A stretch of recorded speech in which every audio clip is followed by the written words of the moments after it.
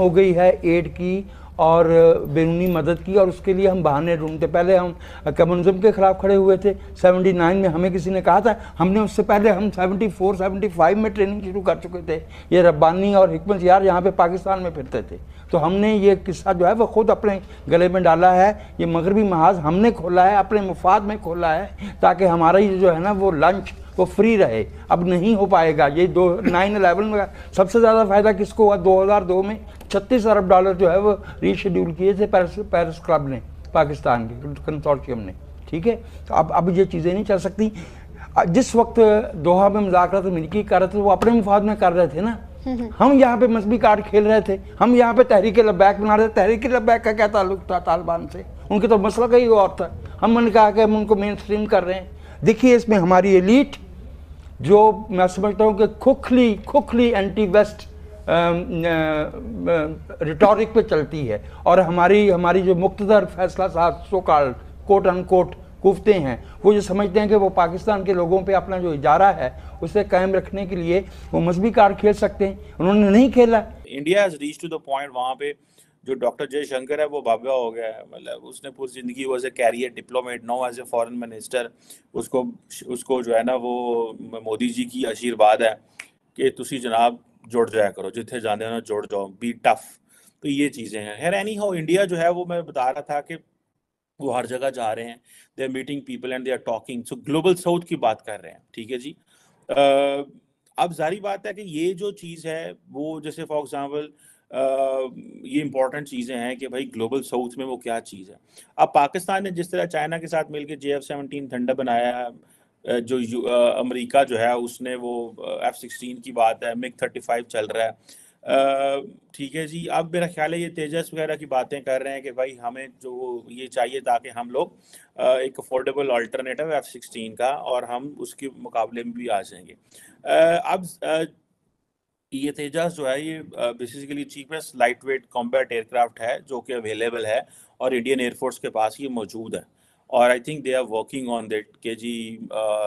और उन्होंने तेजस वगैरह को बड़ा प्रमोट किया है। अभी रिसेंटली इजिप्ट में भी जाके भी राजनाथ सिंह साहब वहाँ पे गए थे, और ये सारी बातें उन्होंने कहानियाँ सुनाई वहाँ पे लोगों को। इस तरह फिलिपाइन को आप देख लें कि वो उनको $375 मिलियन की एक डील की कि वो सुपरसोनिक ब्रह्मोस मिसाइल, वही मिसाइल ਜਿਹੜਾ ਸਾਡੇ छुट गया ਸੀ ਸਾਡੇ ਕੋਲ आ इधर मियाँ चनू में आग गिर गया था, ये वही मिसाइल है।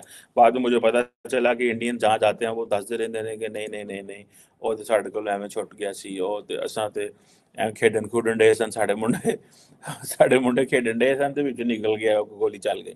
So that is not they did it deliberately, although they came up with this idea कि वो जी हमने 4 लोग फारग कर दिए हैं। ना वो फारग किए हैं कि नहीं किए ये भी हमें नहीं पता, लेकिन दाल में कुछ काला रहता है। लेकिन फिर भी उन्होंने आई थिंक दे मेड दी फिलिपीनियों को उन्होंने एग्री कर लिया कि भाई $400 मिलियन कटो, $375 मिलियन कटो, तो ए पैसे फड़ाओ तो ए माल ले लो। सो ये जो चीज़ है, अब इंडिया की जो डिफेंस प्रोडक्शन है उसमें वो काफ़ी काम कर रहे हैं।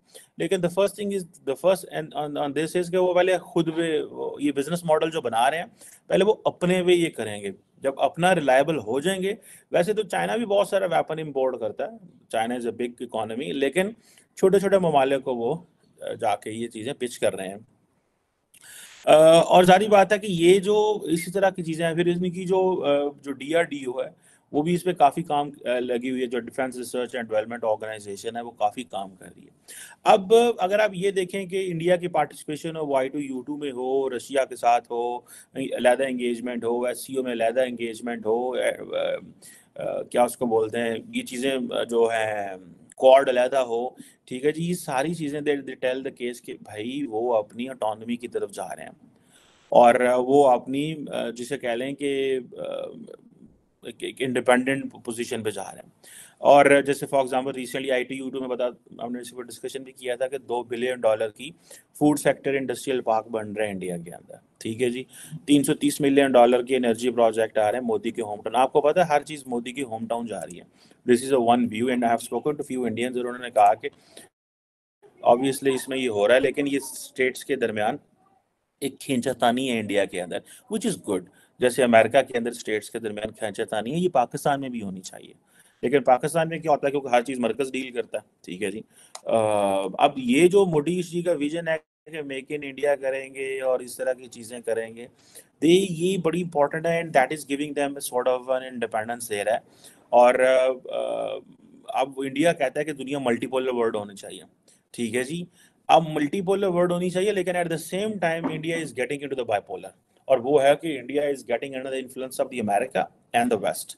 ये जो आप रशिया के ऊपर उनकी पोजीशन बदल रही है, दुनिया को वो कह रहे हैं कि जनाब हाँ हाँ हाँ हम लगे हुए हैं, हम देख रहे हैं और इस तरह की चीज़ें हमने उसको कहा है पुतिन को, लेकिन एट द सेम टाइम वो ये भी समझते हैं कि फाइन जो है वो अमेरिका से जो डिविडेंड्स हैं वो बहुत बड़े हैं जो एज कम्पेयर टू रशिया। सो एक उन्होंने बात कर दी मोदी जी ने उसके सामने बैठ के, अब सारा वेस्ट उसको कोट करता रहता, देखो ना मोदी ने है क्या सी, देखो ना मोदी ने है क्या सी, ठीक है। मतलब it is not going to work, लेकिन at the same time India समझता है कि मल्टीपोलर वर्ल्ड से मुराद यह है कि हमें भी इतना सा शेयर दें सारी पावर स्ट्रक्चर में।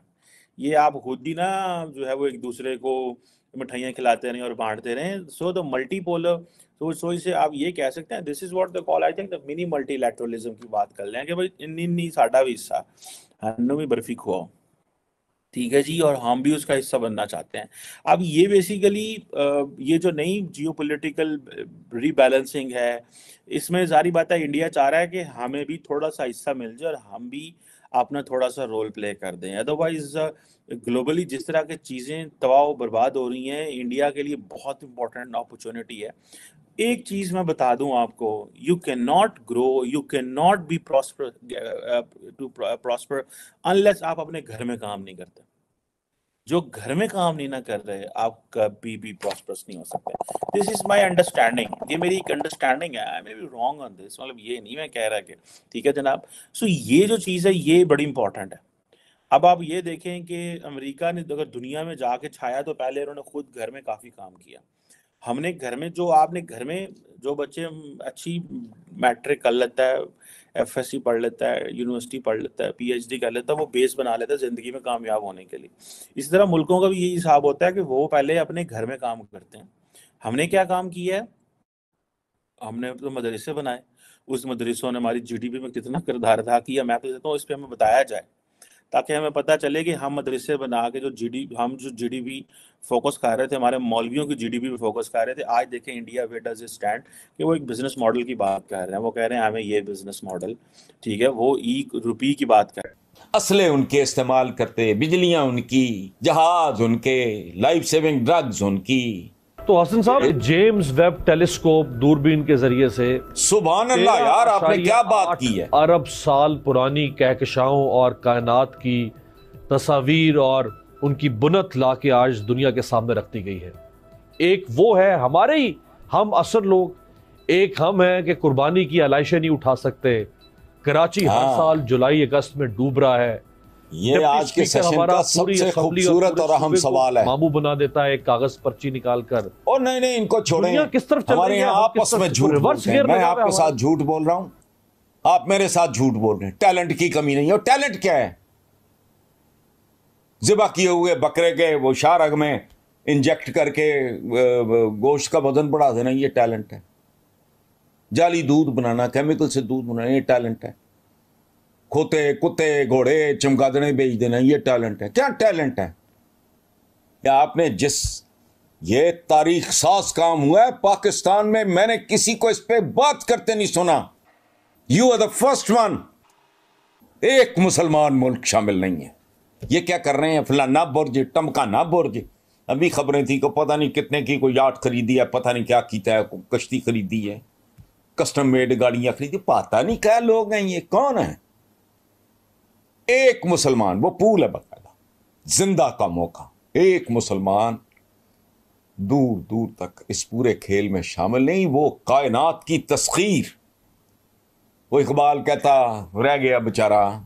बार बार बात होती है कि पाकिस्तान श्रीलंका की तरफ जा रहा है, ये भी इंतशार पैदा करने वाली सूरत हाल नहीं है? ये भी पाकिस्तान के स्टॉक मार्केट से लेके मईशत के अंदर जो इशारियां हैं उनको कम करने की एक चाल नहीं है? देखें वकास, बात यह है कि अगर कोई बुराई की तरफ चीज जा रही है उसकी निशानदेही करना तो कोई बुरी बात नहीं है। जिस तरह मेट्रोलॉजिस्ट कहता है कि तूफान समुद्र के अंदर बन रहा है और एक दिन बाद वो तूफान जो है वो कराची के साहिल पे पहुंच जाएगा, तो इसका ये मतलब तो नहीं है कि वो कराची में अफरा तफरी फैलाना चाहता है। वो तो एक चीज बता रहा है कि तूफान आने वाला है, उससे पहले पहले अपने हालात को आप बेहतर कर लें।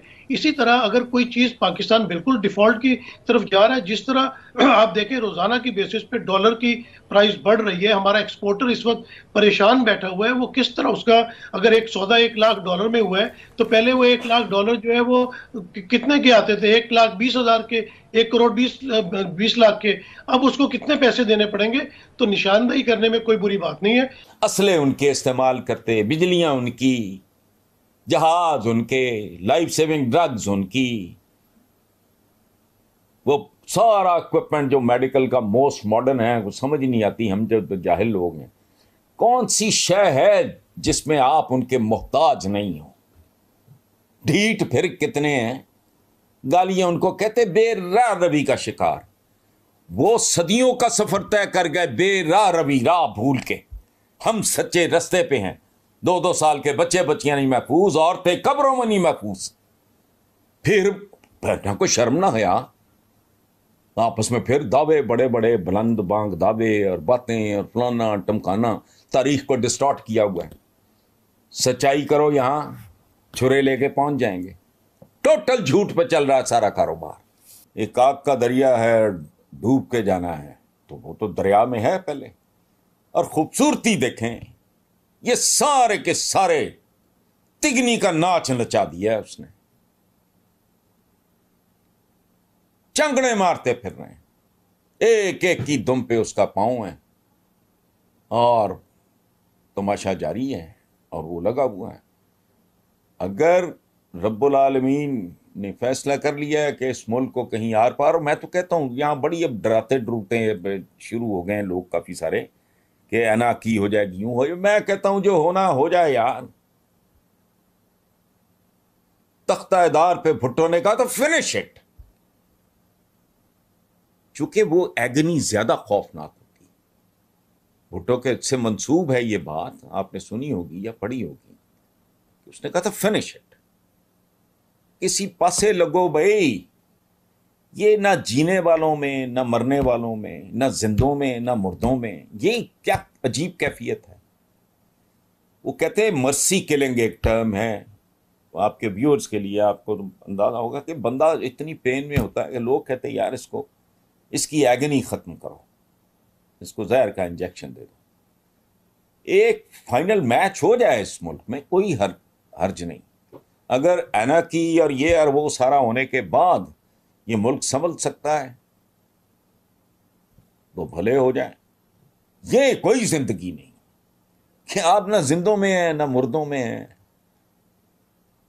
ना आप खड़े हैं ना बैठे हैं, नस्लें आपकी गिरवी पड़ी हैं। सही। तो बच्चा अभी पैदा भी नहीं हुआ, उसके लिए आपने कर्जा तैयार करके रखा हुआ।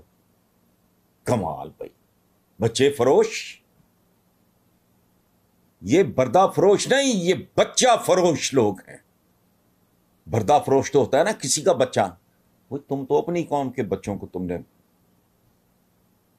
रहन रखा हुआ है यानी। और कमाल, इन्होंने आज तक किया क्या है? इन्होंने कौम की कस्मपुरसी गुर्बत दिखा के, जैसे ये जो ये बदमाश नहीं होते पेशावर, जो ये माफियाज हैं गदागरी के पीछे। ये मैंने एक ज़माने में फीचर कराया था इस पर, बहुत ज़बरदस्त। ये माफियाज हैं बहुत खौफनाक। ये लोगों को माजूर करते भी हैं, माजूरों को उठाते भी हैं, गवाह भी करते हैं, उनको डिस्टॉर्ट भी करते हैं, ये करते हैं वो करते हैं। फिर उनकी डिप्लॉयमेंट होती है, इधर रख दिया उधर इलाके बांटे होते हैं, ये वो लंबी साइंस। तो वो फिर रेडियो पे इनको दिखा के कर से ये हमारा भूख नंग बेचते रहे हैं अब तक। वो सब कुछ कहाँ गया? कहते हैं जी फॉरेंसिक ऑडिट, तो फलाने तो ऑडिटर मॉडिटरों को लाओ, 5, 10, 20 बंदे, हिसाब तो लगाओ पिछले 40 साल के कर्जों का। कहाँ आया, कहाँ गया, कहाँ खर्च हुआ? ये को मैं लैटिन बोल रहा हूं? नहीं, कि अब ढलान पे ना जब पांव फिसल जाए ना तो फिर इट्स वेरी डिफिकल्ट। लेकिन शायद अगर कुदरत को रहम आ जाए हम पे, तो फिर इंसानों वाला काम करो, इलेक्शन की तरफ जाओ, जो जेन्युइन लोग हैं उनको आने दो और फिर वो जाने और अवाम जाने, और एक फेयर इलेक्शन। सही। आखिरी सवाल हसन निसार साहब, आखिरी सवाल सर के इमरान खान साहब मौजूदा, यानी एक तो उनकी कामयाबी ज़िमनी इलेक्शन में, उनकी पॉपुलैरिटी, उनको जिस तरह मुज़ाहमत का सामना करना पड़ा, उससे उनकी लीडरशिप और इमर्ज होकर सामने आई। इसको देखते हुए आपको लगता है कि वो 2/3 अक्सरियत ले पाएंगे? और अगर वो नहीं ले पाते 2/3 अक्सरियत, तो फिर वो अपने वादे कैसे पूरे करेंगे जो कि वो पहले भी नहीं कर पाए, इसी वजह से कि उनके पास कॉम्प्रोमाइज्ड रूल था? आपने बड़ी बुनियादी और बड़ी अहम और नाजुक बात की है कि बाकी गैब का इल्म तो नहीं, लेकिन मेरा ख्याल है कि अब जिस तरह का एक एनवायरनमेंट बन चुका है, ऐसी उन्होंने कहा जनाब कि जब तक हम जो आज़ाद कश्मीर है और गिलगित बल्तिस्तान वापस नहीं लेते, असल चीज़ें जो हैं वो तब तक ठीक नहीं हो सकती और हमें वो वापस लेना है। पाकिस्तान में अगर आप देखें तो सारे आपस में लड़ रहे हैं। DGI भी जो उन्होंने प्रेस कॉन्फ्रेंस कर दी, अभी सियासी जमातें फौज को जवाब दे रही हैं, हम इंटरनल लड़ाइयों में मसरूफ़ हैं।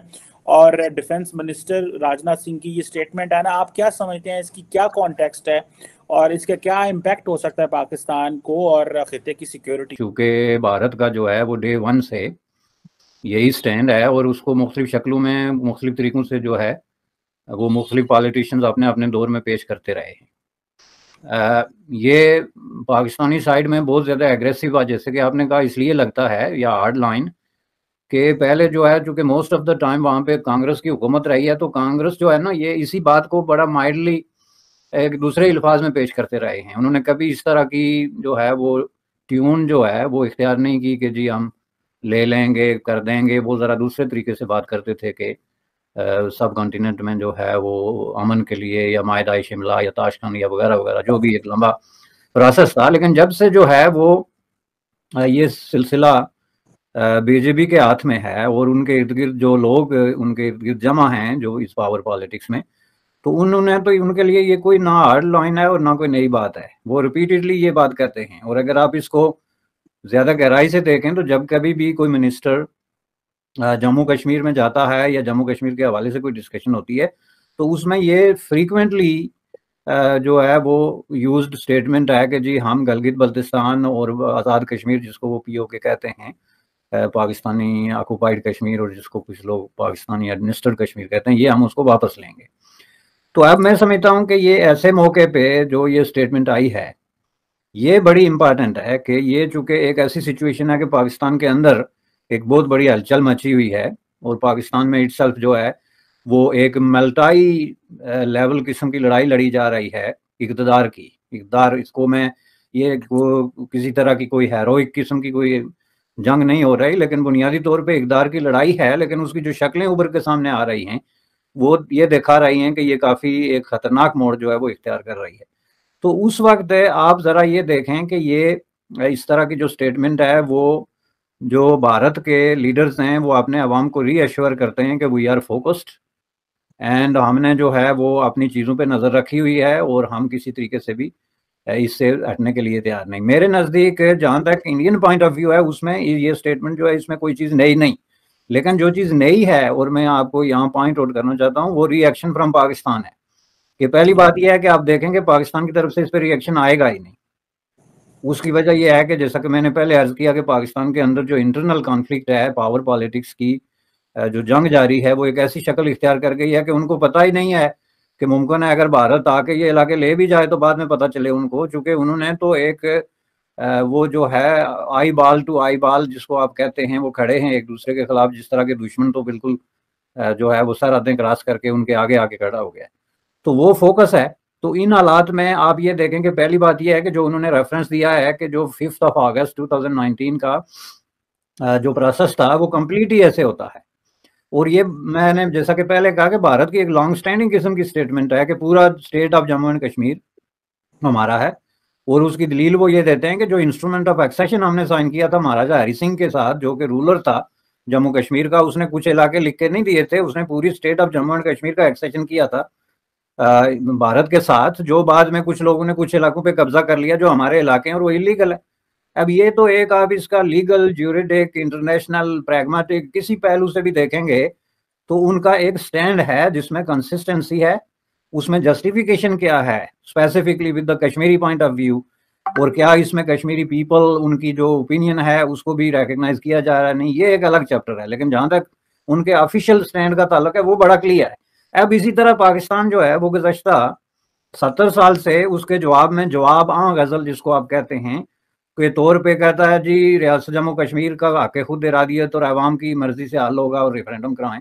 लेकिन 5 अगस्त के बाद उनका ये भी जो है वो सिलसिला जो है वो बंद हो गया। वो जो स्टेटमेंट्स देते थे वो नहीं दे रहे हैं। और ये इस चीज़ की आप जाहिर है एक बहुत ही क्लियर बात है कि पाकिस्तान जो है वो सरेंडर कर चुका है ऑन कश्मीर इशू पे, कंप्लीटली सरेंडर मैं इसको कहूँगा। चूँकि जब आप मिलिटरीली लड़ने के लिए तैयार नहीं, पॉलिटिकली उसको टेकअप करने के लिए तैयार नहीं, डिप्लोमेटिकली आपने सरेंडर कर दिया, नो एम्बेसी, नो आपके वो जितने आपने आउटपोस्ट खोली हुई थी इंटरनेशनली कश्मीर इशू पे प्रोपोगंडे के लिए, वो सारे खामोश हैं, मिस्टीरियसली साइलेंट, ना कोई स्टेटमेंट आती है। आपने जो सेंटर खोले हुए थे जगह जगह मुख्तलिफ प्राक्सी सेंटर में उनको कहूँगा कश्मीर के नाम पे, वो लोग बेरोजगार हो गए हैं और वो दूसरे धंधों में किसी ने रेस्टोरेंट खोला हुआ है, कोई कुछ कर रहा है। तो ये चीज़ें शो करती है कि you have completely surrendered on the issue. अब इसको सरेंडर करके तो चुपके से निकल जाना जो है उसकी गुंजाइश नहीं है। मैं ये समझता हूँ कि अब पाकिस्तान को सामने आना चाहिए और आके इस मसले का हल पेश करना चाहिए कि भाई ठीक है, अगर हमने सरेंडर कर दिया तो कर दिया, इन शराइत पे कर दिया और ये चीज़ आ गई, या अगर हमने नहीं किया तो ये फार्मूला है हमारे पास। ये जो मिस्टीरियस किस्म की खामोशी इख्तियार करना और इस तरह के मामलात का कोई जवाब ना देना जो है, ये मैं समझता हूँ कि इस चीज़ की दलालत है कि आप दूसरे अल्फाज में जो है वो एग्री कर रहे हैं, वो राजनाथ सिंह हो या उससे पहले जो डिफरेंट मिनिस्टर्स हैं। तो मैं इसको ये कहूँगा कि तीसरी चीज़ जो बड़ी इंपॉर्टेंट है कि जहाँ तक भारत की तरफ से ऐसे बयान का ताल्लुक है, तो जब पाकिस्तान में जो पॉलिटिकल लड़ाई ऐसी सतह पे हो तो मैं नहीं समझता कि is advisable for Indian ministers to give a statement like this, क्योंकि वहाँ पे एक लड़ाई एक फैसला कुन मोड़ पे इस वक्त पहुंची हुई है और उसमें इस तरह के बयान जो हैं वो पाकिस्तान में जंगबाज कुफ्तों को जो वार मोंगर्स हैं उनको एक तरह की स्पोर्ट के मुताबिक समझी जाएगी, ताकि वो कहेंगे कि लें जी अब भारत तो हमसे इलाके छीनने वाला है और ऊपर से आप हमसे हुकूमत छीनने वाले हैं और ऊपर से आपने हमारी अथॉरिटी को चैलेंज कर दिया है। तो ये उनको जो है वो आर्टिफिशियल ऑक्सीजन जो है वो मुहैया करती है जिन कुफ्तों ने नाजायज़ तरीके से या गलत तरीके से आपने जो है वो इख्तियारात में इजाफा किया हुआ है या जो भी उन्होंने सिचुएशन कायम कर रखी है। तो ये इस हिसाब से मैं इसको देखता हूँ कि इसके बड़े मल्टीपल किस्म के जो है पहलू हैं।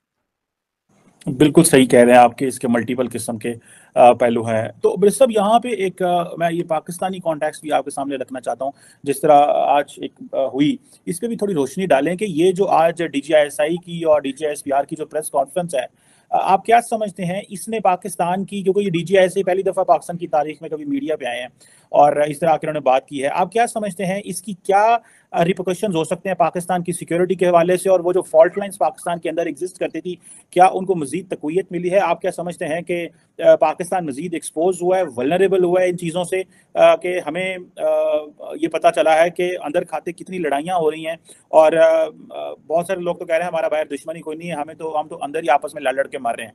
तो आप इसको आज कैसे देखते हैं? और जब आपने बिल्कुल सही कहा कि इंडिया को तो ये बातें करने की जरूरत ही कोई नहीं है जब इंटरनल इतने ज़्यादा मामला हैं। नहीं, ये बात आपकी बिल्कुल सही है जनाब कि ये जो है ना ये सिर्फ पाकिस्तान के एक्सपोज होने की बात नहीं, बल्कि ये बुरे तरीके से शेक अप होना जिसको आप कहते हैं कि जब आपकी जो है वो तर्जमान एस्टेब्लिशमेंट के या फौज के या जो भी मिलिट्री स्पोक्स पर्सन है वो इस तरह की वर्शन लेके तो प्रेस कॉन्फ्रेंसें करना शुरू हो जाएं, तो मैं समझता हूँ कि ये जो है ना ये सारा ड्रामा जो गुज़श्ता 50 साल से चल रहा है ये उसका क्लाइमैक्स है और लोगों को ये समझना चाहिए कि ये उसका क्लाइमैक्स है। मैं आपको बताता हूँ कि आपका एक जर्नलिस्ट कत्ल हो जाता है, उसमें कोई क्रिमिनल इन्वेस्टिगेशन नहीं हुई, कोई अभी टीम कर नहीं हुई, कोई इवन जो है कंक्लूडिंग किस्म की रिपोर्ट खुद कीनियन अथॉरिटीज़ या पुलिस की तरफ से नहीं आई, तो आपके तर्जमान साहब बैठ गए प्रेस कॉन्फ्रेंस लेके कि जनाब ये केस नहीं बल्कि ये केस था, इसे केस ऑफ मिस्टेकन आइडेंटिटी। इसका क्या मतलब है कि आप अगर जब इस तरह की प्रेस कॉन्फ्रेंसेस करेंगे यानी आप बगैर किसी चीज़ का कोई नतीजा निकाले इंतजार किए आपने पहले ही फैसला कर लिया कि नहीं जी इसको तो कोई मार ही नहीं सकता, ये तो है मिस्टेकन आइडेंटिटी, जो कि हकायक के साथ किस तरीके से मुतसादम है, किस तरीके से कि कोई भी जी रूह आदमी, जी होश आदमी जो स्टोरी है या नैरेटिव है कीनिया की पुलिस की तरफ से बच्चे के अगवा का या जो है मिस्टेकन आइडेंटिटी का, उस पर कोई बिलीव कर ही नहीं सकता, कोई दुनिया की पुलिस ये काम नहीं कर सकती। तो उसमें आप प्रेस कॉन्फ्रेंस कर लेते हैं, उसके बाद आप चूहे बिल्ली का खेल खेल रहे हैं गुज़श्ता 3 सालों से। एक लीडर जो है वो ओपनली आपको क्रिटिसाइज कर रहा है, आपको मुख्तलिफ तरीकों से ललकार रहा है, कभी आपको न्यूट्रल, कभी आपको कुछ कभी कुछ नाम दे के आपको चैलेंज कर रहा है, कभी आपकी मदद मांग रहा है, कभी आपको गालियां दे रहा है, कभी आपके आगे हाथ जोड़ रहा है, कभी सफाइयां पेश कर रहा है, कभी धमकियां दे रहा है, और आप कहते हैं हमारा सियासत से कोई ताल्लुक ही नहीं है। तो आज आके आप एक ऐसी प्रेस कॉन्फ्रेंस करते हैं जो इसके अलावा और कुछ प्रूव ही नहीं करती कि आपका सारा ताल्लुक ही सियासत से है, इसके अलावा आपका कोई ताल्लुक ही नहीं है। आप मुझे ये बताएं कि आपको कौन से कॉन्स्टिट्यूशन का उन्होंने रेफरेंस दिया जिसकी तहत जो है उनको एज सिटीजन को जवाब देना जरूरी है और मिलना जरूरी है? कौन सी कॉन्स्टिट्यूशनल ड्यूटी है किसी भी मिलिट्री सिक्योरिटी एजेंसी की, किसी मुल्क की या फौज की या किसी मिलिट्री एस्टेब्लिशमेंट की, कि वो सियासतदानों के साथ रात के अंधेरे में मिले और इसको खुफिया रखे? ये तो दूसरी तरफ से भी देखें ना, चलें उस तरफ से तो हम मानते हैं कि पाकिस्तान में सियासतदान जो हैं वो बेबी सिटिंग के आदी हो चुके हैं, वो इंडिपेंडेंट पॉलिटिक्स को गिव अप कर चुके हैं। अब उनकी सारी दौड़ इस बात पे है कि चीफ ऑफ दी आर्मी, ये जो आप कह रहे हैं कौन है हेड ऑफ दी जो होगा मिलिट्री एस्टेब्लिशमेंट, वो कौन है? और इस पे इतनी लड़ाई जो हो रही है और वो लड़ाई इतनी ओपन शक्ल इख्तियार कर रही है, तो जिसका मतलब ये है कि आप एक फेक और फाल्स किस्म की डेमोक्रेसी रन कर रहे हैं जिसके अंदर ना अवाम को कोई इख्तियार है ना वो कोई फैसले कर सकते हैं। जब आप एज ए प्राइम मिनिस्टर ये तस्लीम करते हैं कि रिस्पॉन्सिबिलिटीज मेरी हैं और डिसीजन किसी और का है, हुकूमत मेरी है and somebody else is calling the shots, तो आप कैसे कह सकते हैं कि जनाब इस मुल्क में डेमोक्रेसी है? आपकी तो सारी दौड़ ये है कि नेक्स्ट आर्मी चीफ कौन होगा और वो जो डिसीजन करेगा वो इस मुल्क को चलाएगा। तो इसका मतलब ये है कि आप अवाम के साथ बहुत बड़ी जो है वो एक तरह का फ्रॉड कर रखा है। एटॉमिक वाला पता नहीं वो आपके पास है या नहीं है। आप you don't behave like atomic power, matter of fact this is how I will describe atomic power. This is not how they behave. कि एक साइड पे तालिबान थप्पड़ मार रहे हैं, दूसरी साइड पे अगले पाकिस्तान ऑक्युपाइड कश्मीर पे बार बार वो कहते हैं हमने घंटों में ले लेना है, और एक एटॉमिक पावर है वो चारपाई के नीचे घुस गई।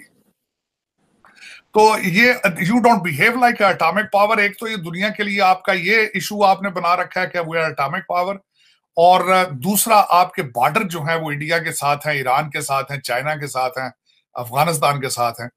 अगर आप नेपाल और भूटान की जगह आप होते तो आज आपको कोई, मैं समझता हूं कि कोई ईमेल भी ना भेजता, मिलने वाली तो बड़ी बात है। तो लेकिन अब देखें आपके फॉरेन मिनिस्टर साहब वो वॉशिंगटन डीसी में बैठे हैं। मैंने शायद आपको कहा कि शायद किसी एजेंसी वाले ने उनके कान में कह दिया है कि you are the next prime minister of Pakistan, तो आप तैयारी करें वॉशिंगटन डीसी में जाके दोस्तों अजीजों से मिला है। तो वो अब यहाँ पे बिल्कुल 9 दिन के लिए यहाँ पे ठहरे हुए। अब पता नहीं कि वो यहाँ से क्या हासिल करके जाएंगे। पैसे तो अमेरिका अब देने वाला नहीं है। आपने बहुत शोर डाला है कि ये एनवायरमेंट का प्रॉब्लम है, और हालांकि बाइडन इस वक्त जो है वो ऑलमोस्ट सोशलिस्ट एजेंडे पे है, जिनका एनवायरमेंट पहली प्रायोरिटी है। लेकिन वो आपको जो पैसा देते हैं आप वहां यहीं पे या सिटी बैंक में जमा करा जाते हैं या लॉयड एंड लॉयड लंदन ले जाते हैं। उनको भी पता है सारा, क्योंकि अमेरिकन जो है चाहे जितने भी बुरे हों वो रोटियां नाक में नहीं डालते। लेकिन चीमा साहब इस वक्त आप तन तनहा हैं उस रीजन में, आपके जिस से बॉर्डर लगते हैं आप उनके साथ आपके रिलेशनशिप ठीक नहीं है। इंटरनल आपके हालात आपको पता है कि मैं समझता हूं कि बाजवा साहब ने जिस तरह 6 साल पाकिस्तान को रूल किया है, अगर अमेरिका को अगर वो 2 साल वाली कंडीशन ना हो तो वो ही deserve to become secretary of state department here. क्योंकि उसकी वजह है कि जिस तरीके से उन्होंने फौज को भी मनूवर किया, जिस तरीके से उन्होंने डबल ट्रिपल गेमें सियासतदानों के साथ खेली, मैं समझता हूँ ही इज अ मास्टरमाइंड। उनका ही will be the next Machiavelli of the century. मेरे ख्याल में उनका बहुत बड़ा किरदार है, बहुत बड़ा कद काट है। देखें, मुझे किसी ने कहा था कि फेम आइदर गुड और बैड इज नेवर बैड। तो आज आप ज़बाने ज़दे आम पर उनका जिक्र है, और ही इज द, मेरे ख्याल में उनको शायद टाइम मैगजीन वाले अवार्ड भी दे दें the most popular personality of the 22, क्योंकि ट्विटर पे तो इस वक्त जिधर देखा जाए बाजवा साहब है। अब नीचे जो लिखा होता है वो मैं गया उसके बारे में को सारी दुनिया को पता है। लेकिन अफसोस की बात है कि पाकिस्तान से चीमा साहब 36 साल हो गए, कान तरस गए हैं कि वहां से भी कभी कोई अच्छी खबर निकले। लेकिन मेरा ख्याल है कि अभी तक उसका कोई इम्कान नहीं है। अभी तक मेरे ख्याल में कोई वो ऐसा हीरो पैदा ही नहीं हुआ पाकिस्तान के अंदर जो कहे कि I will save the country. और लोग, मेरा करैक्टर देखो, मेरा शीशे की तरह साफ है करैक्टर। यहाँ तब्दीली के नारे लगाने वाले कई हैं जो दिखाते कुछ हैं, मारते कुछ हैं। लेकिन ये नारे अमल बिन मारूफ के लगाने वाले बहुत हैं। लेकिन अमर बिन मारूफ का पता भी नहीं इनको कि अमर बिन मारूफ क्या है। बिल्कुल ठीक है तार साहब, आप अक्सर एनालिसिस में बात करते हैं डीएनए की और स्ट्रॉन्ग पर्सनालिटी की बात करते हैं। आप देखें कि आपके हमारे खित्ते में भारत के अंदर नरेंद्र मोदी बड़ी स्ट्रॉन्ग पर्सनालिटी, स्ट्रॉन्ग रूलर, साथ बांग्लादेश है शेख हसीना वाजिद, बड़ा स्ट्रॉन्ग पर्सनालिटी, दूसरी तीसरी दफा इलेक्शन ये है। चाइना देख ले, शी जिनपिंग थर्ड टर्म ले गए हैं। हमारा ईरान बॉर्डर है तारड़ साहब, आप देख लें खामनाई साहब बैठे हैं, बड़ा स्ट्रॉन्ग कंट्रोल है उनका ऊपर डिस्पाइट द फैक्ट। इधर पाकिस्तान में जो हमारे सबसे बड़े लीडर्स पॉपुलर समझे जाते थे, आज उनकी मुबैना एक गैर अखलाकी ऑडियो जो है वो सामने आई है, और पीटीआई वाले हैं वो ये कहते हैं कि खान साहब की गैर अखलाकी वीडियो भी आ जाए तो हमें कोई परवाह नहीं है, ऑडियो तो बड़ी दूर की बात है। आप क्या समझते हैं इस तरह की सिचुएशन में, जबकि खित्ते में स्ट्रॉन्ग लीडर मौजूद हैं और पाकिस्तान की जो पॉलिटिकल लीडरशिप है उसकी पोजीशन है आपके सामने है, आप क्या समझते हैं कि क्या पाकिस्तान की अवाम को अपनी लीडरशिप पे फेथ होना चाहिए, ईमान होना चाहिए, किस लीडर पे जो है वो फेथ करें, किस पे ट्रस्ट करें? क्योंकि at the end of the day Tarar साहब, जैसे मैंने आपको रीजन की मिसालें दी, लीडर स्ट्रॉन्ग होता है तो कोई ना कोई वो प्लान बनाता है। तो आप क्या समझते हैं इमरान खान पे जिन पे तकिया था उनके मिसाइल भी सामने आ गए और बाकी जो वैसे चोर डाकू थे उनका तो हमें पता चल गया, तो फिर क्या है जो हमें आगे लेके जाएगा? और कहते हैं कि इस वक्त वो मुल्क की तरक्की करेंगे जिन मुल्कों में मजबूत और ताकतवर लीडर जो होंगे। सर चीमा साहब, आपने 3 मुल्कों के नाम तो लिए हैं, लेकिन इस वक्त तो तालिबान भी आपसे अच्छे नजर आ रहे हैं, उनकी इकानमी भी आपसे अच्छी नजर आ रही है अगर देखा जाए तो। और देखें कि मुल्ला उमर का जो लड़का मुल्ला याकूब है, हाउ स्ट्रॉन्ग ही है, उसने आपकी जो हिना रबानी खर उससे मिलने से इनकार कर दिया। that reflects the leadership, that reflects the determinations. अब उसमें मैं बात बताना चाहूंगा कि मोदी साहब is not the first the Indian successful prime minister. Indira Gandhi का कम कद काट था उनका, she is a legend leadership. Vajpayee उनके देखे, अभी हम लोग उनका अक्सर मजाक उड़ाते थे। चीमा साहब आप तो खैर, मुझे अभी याद है जब मैं पंजाब यूनिवर्सिटी में पढ़ता था, हम लोग मजाक उड़ाते थे, उस वक्त पाकिस्तानी 1 रुपए के इंडियन 2 रुपए मिलते थे। और उसके बाद मैं आपको बताता हूँ आज एक और बात, मैं अगले दिन एक लाइव पर्सन बंदे को देख रहा था, सुन रहा था, उसका शेख साहब है इज़ामन ने, he has gone to China, और वो कहते हैं हम जाके बिजनेस सिखाते थे चाइनीज को। चाइनीज पाकिस्तान चाइना को कर्जे देता था। मुझे अभी याद है कि आपके कराची लाहौर के अंदर आपकी जो पीको फैक्ट्री थी साइकिल बनाने वाली, चाइनीज आप उसको देखते थे आके एज ए मॉडल। अच्छा, मैं उसके बाद क्योंकि I'm a student of political science, मैं सारी जिंदगी पढ़ता रहा हूँ, मैं बताना चाहता हूँ कि पाकिस्तान जैसे थर्ड वर्ल्ड कंट्री, एक डेवलपिंग कंट्री, डेवलपिंग भी नहीं है, ऑलमोस्ट बैंकरप्ट कंट्री, जहाँ lack of literacy, rate of literacy so poor हो कि जहां पे ट्वीट भी करना हो तो उर्दू में करना पड़ता है। आप उन ममालिक के लिए फिजिबल चीज क्या है? Sincere dictatorship. जमहूरियत आप शोर डालते हैं, जमहूरियत सिर्फ सिविलाइज्ड दुनिया के लिए बनी है एक प्रोडक्ट, और पढ़े लिखे दुनिया के लिए बनी जिन्हें पता हो लेजिस्लेशन क्या है। परवेज मुशर्रफ साहब ने बीए की कंडीशन क्यों लगाई थी? बेचारे तंग आ गए थे, अंगूठे लगाते थे आके, और अक्सर आके खाना खाकर कैंटीन से असेंबली की एयर कंडीशन कमरों में सो जाते थे। उन्होंने डिसीजन बड़ा अच्छा लिया था कि बीए कराओ, लेकिन अब अफसोस के साथ है कि उन्हीं एमएनएज ने किस तरह मैनिपुलेट किया कि मेरे जैसा बंदा पूछता था चौधरी साहब बीए कर ले जो मैट्रिक भी कर लो। तो फिर आप शॉर्टकट मारने के बड़े तेज हैं, आप हर चीज का शॉर्टकट ढूंढ लेते हैं, लेकिन सक्सेस का मेरी नजर में अमेरिका में आके मैंने देखा था, there is no shortcut to success. आपने पूरा कोर्स करना होता है। अब बात आती है डीएनए की। चीमा साहब आप भी बैठे हैं, मैं भी बैठा हूं, वी डोंट लुक पाकिस्तानी, हम भी पाकिस्तानी हैं भी नहीं। ओरिजिनल इस खित्ते के रहने वाले लोग द्रविडियन थे, जिनको फॉरेन इन्वेडर्स ने आके मार के तो केरला की पहाड़ियों पे चढ़ा दिया। They are the original Indians. हमारा DNA is a combination of different foreign invaders. उस वजह से हमारी लैंड के साथ अटैचमेंट ही नहीं बन रही। अफसोस के साथ है, आज ईस्ट पाकिस्तान की हिस्ट्री पढ़ें तो उसमें भी लगता है इस तरह ही है जिस तरह पंजाबियों ने उसको तोड़ा है। दूसरे किसी सूबे का कोई उसमें अमल दखल कोई नहीं। आज पाकिस्तान की जो हालत है वो सारी की सारी नजर आ रही है कि वो पंजाबी उसके पीछे पड़े। अब उसमें आप देख लें, आपकी सियासत है पंजाब से शुरू होकर वहीं खत्म हो जाती है। आपके 5 आर्मी जनरल्स थे, अगले दिन प्रमोशन के लिए पांचों के पांचों पंजाबी थे। आपकी ब्यूरोक्रेसी के अंदर हालात देख लें, सारे पंजाबी।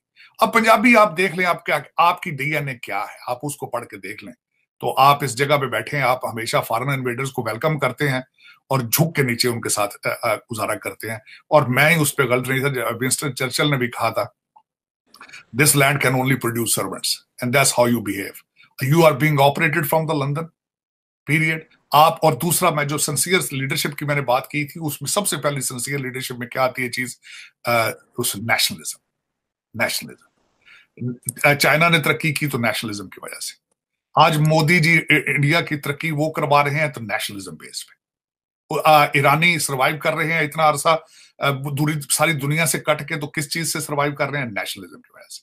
आप तबाह बर्बाद हो रहे हैं तो सिर्फ इसी वजह से आपके अंदर नेशनलिज्म नहीं है। उसकी वजह यह है कि मैं चीखता हूं हमेशा कि 5,000 लोग जो बाजवा साहब ने भी लिस्टें बनाई थी और कहते थे इनको मार दिया जाए, वो 5,000 लोग, majority of them they are the dual citizens. वो 5,000 मेजॉरिटी ऑफ लोग ऑक्सफोर्ड हार्वर्ड के पढ़े हुए हैं और सिर्फ वहां से सीख कर ये आए हैं कि लूट के वापस किस तरह जाना है अमेरिका और लंदन में। आज आप अगर ये बहसीते कौम आज ये इस तरह के सख्त कवानीन नहीं बनाएंगे कि ये फॉरेन इन्वेडर, जो फॉरेन क्वालिफाइड आपकी रूलिंग एलीट है, आपने उनसे किस तरह जान छुड़ानी है। अगर जान नहीं छुड़ा पाएंगे, you are at the verge of extinction right now. आप दुनिया के नक्शे से खत्म होने के पास पहुंच चुके हैं, क्यों